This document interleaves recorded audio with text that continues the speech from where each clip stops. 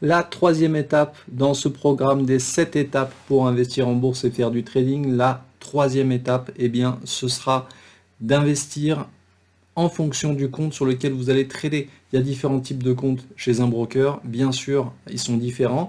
Lesquels choisir? Alors par défaut chez XTB, le premier compte que vous ouvrirez par défaut, ce sera un compte à risque limité.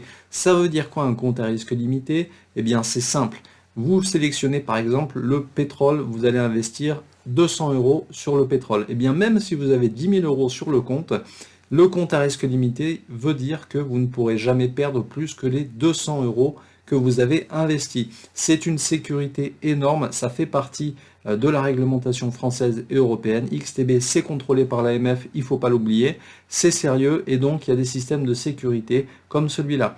Le compte à risque limité, vous n'allez pas avoir tous les actifs disponibles dessus, la majorité quand même, ne vous inquiétez pas, et vous avez cette sécurité-là quand même pour pouvoir éviter de perdre plus que ce que vous avez misé, et ensuite pour éviter de perdre plus que ce que vous n'avez sur le compte. Et ça, cette sécurité-là, c'est la deuxième dont je voulais vous parler, elle est valable sur tous les types de comptes. Risque limité, je ne perds pas plus que ce que j'ai misé. Par contre, sur tous les autres types de comptes, vous ne pourrez jamais passer en négatif. Sachez-le, c'est vachement important quand on fait du trading, et notamment quand on peut faire des bêtises. Donc, sur l'ensemble des comptes, ça s'appelle la protection contre le solde négatif. Ne vous inquiétez pas, vous ne pourrez pas devoir de l'argent à votre broker, en l'occurrence XTB. Pour le reste, eh bien c'est facile. Tous les instruments sont quasiment disponibles sur les 3 comptes.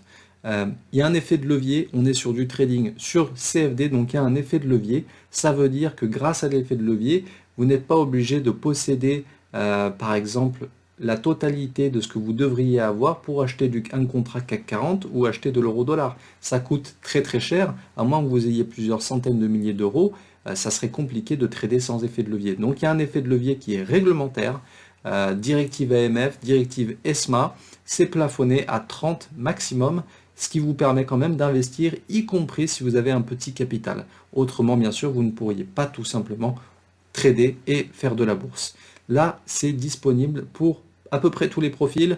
Je recommande quand même de déposer au minimum 500 euros sur le compte, si ce n'est pas 1000 euros, tout simplement pour avoir une bonne marge de manœuvre sur les marchés financiers, pour pouvoir avoir des résultats intéressants. Sinon, vous risquez plus de perdre votre temps et vous aurez moins de marge de manœuvre si vous faites des bêtises sur votre compte, ce qui peut arriver quand on est débutant. On peut perdre de l'argent et donc c'est mieux si on en a plus sur le compte parce que vous allez investir une petite partie de ce que vous avez sur le compte. Le compte standard, c'est quoi la différence? Eh bien, c'est simplement que vous allez avoir plus d'actifs dessus. Après, il y a très très peu de différence, je vous le dis, au niveau du spread, au niveau des actifs qui sont disponibles, vous avez quasiment la totalité des actifs disponibles.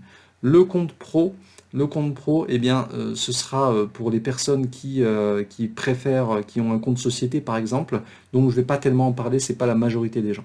Ça, c'est le premier volet de cette étape.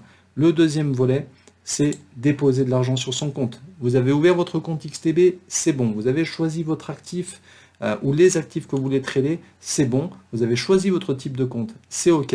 Maintenant, il va falloir créditer votre compte pour aller plus loin. N'oubliez pas que le trading, c'est de l'expérience. N'oubliez pas que le trading, c'est de la pratique. Donc, le micro-lot est fait pour ça, même si vous avez 20 000 euros à déposer.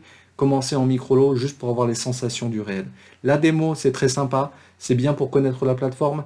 Mais une fois que vous maîtrisez la plateforme, il va falloir faire du réel en micro-lot si vous êtes un peu frileux. Mais il faut le faire pour le mindset, pour tout simplement l'état d'esprit et les sensations qu'on a quand on gagne ou quand on perd de l'argent en vrai. Donc, la dernière chose, c'est créditer votre compte. Vous êtes sur votre plateforme Xstation, vous allez dans votre espace client, vous allez dans la rubrique dépôt, tout simplement, et vous choisissez votre moyen de paiement. Et ensuite, ça vous oriente directement avec une fenêtre qui apparaît sur les différents modes de paiement. Il y a différents modes, c'est soit virement bancaire depuis votre banque, soit par carte bancaire directement, comme si vous faisiez un paiement, un achat sur Internet. Et le troisième, c'est PayPal ou PayU. Et oui, c'est aussi disponible si vous souhaitez alimenter votre compte de cette manière. Et là, vous avez quasiment fait la moitié du chemin pour faire de la bourse et du trading. Petite précision quand même, on parle toujours de sécurité, tout le monde aime bien savoir où va son argent. Chez XTB, les fonds sont ségrégés à la BNP Paribas parce que c'est une obligation légale. Il faut que les fonds soient protégés sur un compte spécial dans une banque nationale. C'est pas que ça appartient à la BNP Paribas, mais c'est protégé à la BNP Paribas, c'est-à-dire qu'XTB ne peut pas avoir la main dessus et faire ce qu'il veut avec. Hein. C'est votre argent, il est protégé sur un compte qui est ségrégué, c'est normal, c'est la loi. Ça, c'était la petite info. Et vous avez terminé la troisième étape, vous avez investi déjà, vous avez déposé sur votre compte. La prochaine, ça sera pour se préparer au trading en réel. Bye bye!